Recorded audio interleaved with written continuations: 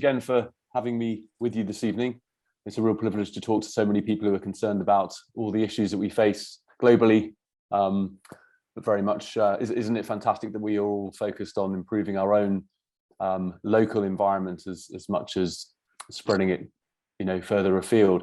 So I'll basically fly through this presentation, and I'll be honest straight away. I'm very much a sort of hands-on person, so I haven't spent an awful lot of time coming up with ideas and things for you to do, post the presentation. Basically, is that there is so many fantastic resources out there already, which I'm sure all of you are all aware of. So we don't try and compete by replicating information on our website. So basically, we're just a local hands-on CIC that specializing in getting stuck in wherever we see an issue.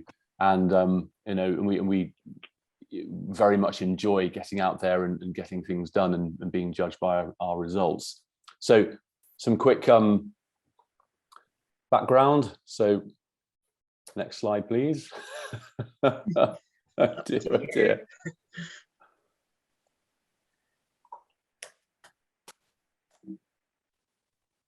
Wow. Just try your little arrows on your keyboard.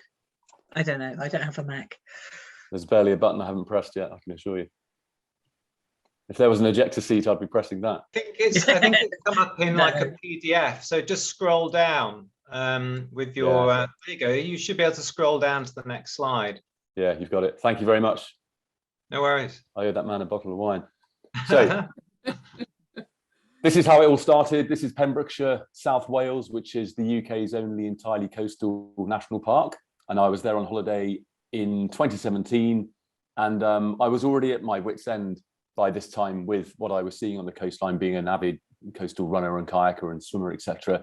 And I decided there and then, having seen about 4 of these piles of rubbish on the coast, that I really wished to do something about it on a more meaningful basis, instead of just moaning to my friends and family and being called an eco-bore. So that's how it all started in Pembrokeshire, Wales. It was images like these, which unfortunately we've encountered plenty of, and I apologise. Some of these are quite shocking if you're if you're not used to this sort of thing, but it is the reality of the pollution that now exists in our seas and oceans. That's a shot that's been around quite some time. That was taken from some islands in the Pacific, where baby chicks, albatross chicks, get fed plastic unwittingly by their parents, and they end up dying of malnutrition, ironically having a belly full of plastic. That's dolly rope being towed along by a gannet. Dolly rope's what they use to protect the trawl nets from damage, and it's ironically designed to break away. It's a sacrificial sort of plastic that protects the nets, but litters the sea with plastic nonetheless. Poor turtle in trawl nets. And that's another local scene of a gannet that was in Brixham Harbour, I think maybe a year and a half ago, exactly as I found it, just floating next to a hazardous waste sign in the harbour waters there. So it was all these sorts of things that encouraged me to get Till the Coast is Clear going. And again, all these scenes are from local estuaries. You'll see brands that you recognise, well-meaning brands that have no intention of harming the environment when they set out. However, all of us have a responsibility, because it seems it doesn't matter how hard you try, you will have an impact on the environment one way or another. More local scenes, that's from a creaking on the Salcombe estuary some time ago. I hope it's a lot cleaner now. These are more coastal scenes. I believe that's on the Brixham side of the coast. That's Hall Sands. And these are the sorts of things we're picking up all the time. So now we're on to the story of how actually we got Till the Coast is Clear going. And I did prepare a presentation, and I did show it to a few people initially, because we needed some form of funding, and I wasn't at all au fait with applying for grants, etc. But I did come from the sort of commercial sector. I understood how businessmen think and entrepreneurs kind of get by. So I went along with this Lego model that I got the children to build, because my first few meetings sort of fell on deaf ears. And it wasn't until Blue Planet came along, thankfully, because it was a bit of a wake-up call for the entire planet, that people started to smell the coffee. So this little model here, as funny as it looks, actually really was a brilliant icebreaker and enabled us to explain what we were trying to achieve and how it would work from a commercial point of view, because we basically obviously stuck people's logos on the side of it as appropriate for the meeting, and they were immediately interested because they could see their own vanity got the better of them, and they could see their own branding on the side of the vessel and the truck, and they, oh, that looks nice, we'll have a bit of that, please. So that's how we got going. So we registered as a social enterprise limited by guarantee in 2018, and I think social enterprise is a tremendous way forward for many businesses and organizations. I'm really excited by the fact that the UK is leading the world now in the number of CICs being set up, and I think it's just a tremendous way to go in sharing ideas and entrepreneurship and social entrepreneurship, and people just realizing that you don't have to take enormous dividends to be successful. You can run a good, solid, community focused business with all the same kind of interests as a limited company would have, but you just have much better outcomes. So this is our trusty workboat, which we call Coast Clear 1.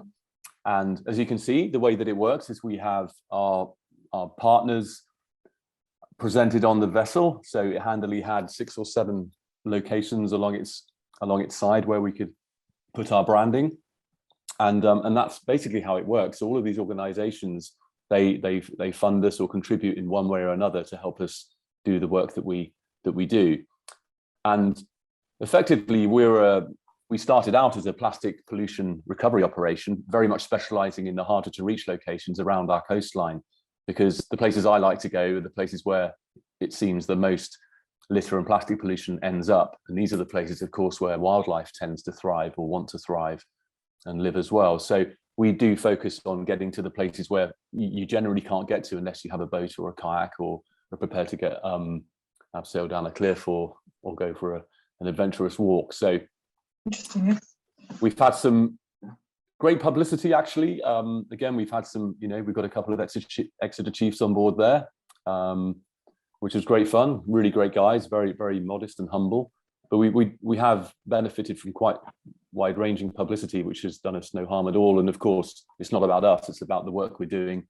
And it's spreading the word that these things can be done and we can make a difference. So these are our partnerships, which you saw on the side of the boat. So massive hats off to those guys. Thank you very much. And here are some photos of us just going about our daily work, to be honest. So I think that was Hope's Nose very early on, nearly 4 years ago now. It's my late father who was helping me out that day. And this is the sort of quantities of rubbish you can find where, there's some popular fishing haunts around Tor Bay where that sort of thing happens all the time, unfortunately. And these are shots of the boat just showing how versatile it is. We often just dump it on the side and watch the tide go out and get on with our work. And when the tide ebbs in again, we can happily float off and load up and go. It's got a bow door like a landing craft, so it's really versatile. You see my good friend from Canada here helping out load up. And we can occasionally grab things from the boat as well, although most stuff, as you all know, ends up on the strand line under the trees, amongst all the weed. We quite rarely, there's little to be gained by floating around looking for waste on the actual water itself. And we kind of use it as a trailer as well. So we get back to our yard and we unload it. And this is the sort of tangled mess of rope and net and plastic that we very, very commonly find. Here's some more general scenes of around our beloved South Devon coast. This is the sort of quantity that can build up in no time at all. And this is a shot of our yard about a year ago, and it's now expanded. We now have our sort of global HQ here, which is a rusty static caravan. And we have at least twice as much of this refuse there now. That's thankfully been sorted a little bit with some fantastic help from our active regeneration team last week. And we have our partners coming on the 17th of February to help us take it away. There's an estimated 15 tons of it in our yard at the moment, all derived from the South Devon coast, from our 5 AOMB estuaries and the little stretch of coast between the Tamar and Tor Bay. So these are the sorts of piles that we sort out. We try and do our best. It's quite some job. There's often doggy do bags amongst all this and rotting seaweed. So it's not a particularly attractive, not very glamorous, but it is worthwhile because lots more of this plastic can be recycled now than before. And there's a growing demand, as you know, for ocean-derived, ocean-recovered plastics for making added value products such as sunglasses and kayaks and all these types of things, which are great. It's really changing the face of how the material is perceived, and it may help prevent it from going in the sea in the first place in the future, hopefully. So, skips. Thank you. Full of stuff. This is one of our resource management partners, so Coastal Recycling, based in Exeter. They've been absolutely tremendous. They were our first partners on board. And we couldn't really do this without them because they have the infrastructure in place to manage all of the waste that we collect. That I'm not suggesting that's what we've collected there. That's a shot from their waste management yard in Kenneford near Exeter, and it just shows you the sort of scale of recycling that we're talking about just in South and West Devon. And all these materials are commodities like any other on the world markets, and they sit and wait till the price improves on the global markets, and then they release them onto the market to maximize the profit they can make from it, because it is a limited company, a profit motive business. So you can see the scale of it. It is absolutely astounding how much waste comes through here per annum. So moving on to what's next for us. Well, we've sort of naturally graduated into regenerative activities as well, realizing that the plastic pollution issue is gradually lessening around our coast. And it's not to say there isn't more coming, and it's just, I feel that we're more on top of it. And there's so many other people helping now, as well as almost all of you, I'm sure, do regular beach cleans and litter picks wherever you are. And that's having a huge collective, making a big difference locally. And I think it should be commended. And there's loads of people who are now working with this National Trust and other partners who are, and we have infrastructure on the coast and bins in some places. So it's all gradually getting better, which is really, really positive.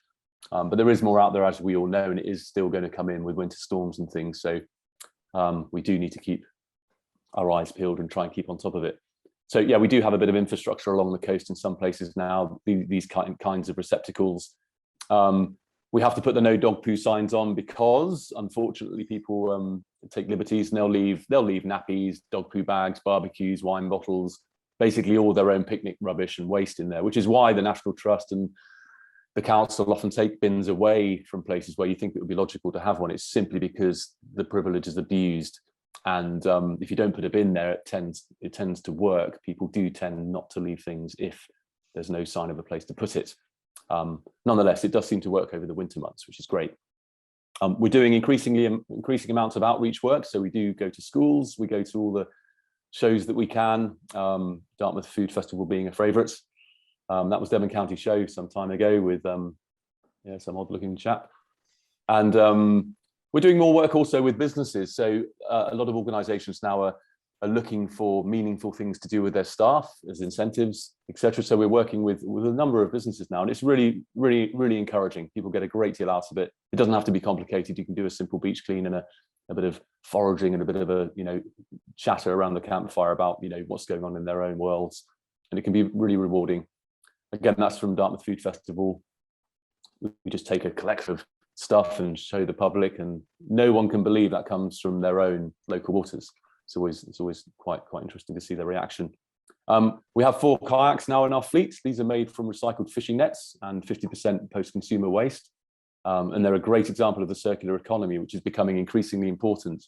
And us as consumers can make very positive, conscious choices if we choose very carefully what we buy and who from, because lots of organizations now are aware of the circular economy. There is no real excuse for changing your supply chain, talking to your suppliers and improving the provenance of the products that you're using and trying to create a circular system rather than a linear one.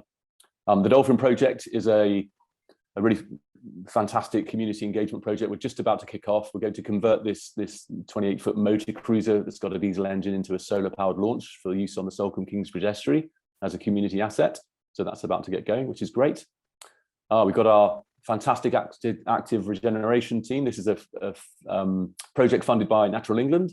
So basically, on a Wednesday each week, we've been getting out there with great teams of people. We've been planting trees and improving hedgerows and preparing ground, and just having a really good time, frankly, with some really great people and doing some great work at the same time. So active regeneration and that sort of thing, I think, has got huge potential to encourage lots of people to join in and get and really get something out of all this and feel like they're doing something positive, which is the key to all of this, really. Thank you, Gary. This is brilliant. We do need to get moving on, Sure, but sure. And I know you have to go soon. So yeah, please finish quickly, and then if anyone's got any quick questions. Thank you so much. Sorry to drag on. So the theme of this was supposed to be what can we do, and I know again it's preaching to the converted. That's one of the challenges we do all face. Now everybody on this call is already well educated, well read. There's probably watched far too many YouTube videos and documentaries on TV. So we actually are the converted, as we all well know. So the trick is how can we communicate all of this great information, knowledge, and passion to those who are less well informed and less likely to perhaps be concerned. So I think one of the great challenges we all face is cracking that. So best of luck, everyone, and let's all work at it together to maximize our impact. So just to go over. Work together, stay focused. You can read all this. Every decision we make is crucial, and that's a crucial point. And make sure we empower the good guys and unplug from the bad. And here's just a small selection of brands. That one's very well known Patagonia, Triodos Bank.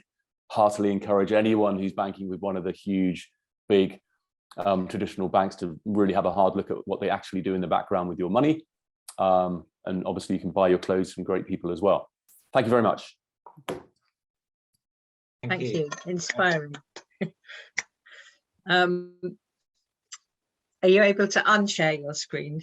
Yes, I certainly hope so. That's great. And then I'll be able to see everybody. And please start putting your hands up if you have a question for Gary. We only have a few more minutes to give to this, but Louise has got one. If you would like to go, Louise. And Tony's got one. And mine. Gary, have you got enough funding to keep going? Are you looking for more funding? Possibly, Louise. We're actually very fortunate in that we have great partners at the moment. The Devon Environment Foundation in particular have been really supportive.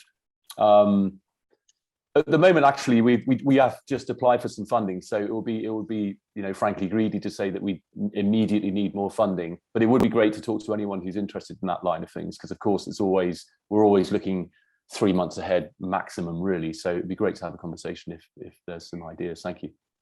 And do you partner up with similar outfits around the coast? Because I'm familiar with you only in the South Devon area, but I would be surprised if there weren't compatriot spirits.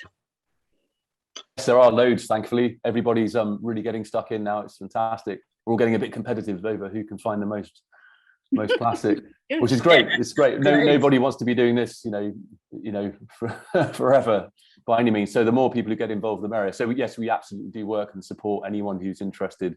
We've got all the boats, the kayaks. We can support other groups, and we love that. Great, brilliant. Tony has a question. I just wondered what you do about microplastics. Is there a means of picking them up? Because when we've done beach days before, we found lots of little bits of plastic in the seaweed, and it's quite a problem to get it out. So I just wondered if there was an easy way or some way of doing it to make it work. Yes, it's a real challenge, Tony. It's heartbreaking. We have to leave a lot of that tiny, small, nerdly, polystyrene, bobbly stuff behind, unfortunately. Even when you have a party of 15 people working, it's, it is worth having a go at it for sure. But even on the Kingsbridge Estuary, I can take people to places where it's astounding. There's hundreds of thousands of particles in tiny little coves.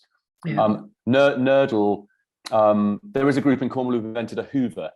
They've had quite a bit of investment, and it is functioning really well by all accounts. And in the States, there's a machine that racks up and down the back of the beach, towed behind a tractor, and that's doing great work as well. So there are solutions coming online, but I honestly think in our particular area on our coast, it's going to be very difficult to deal with that problem. Okay, thanks.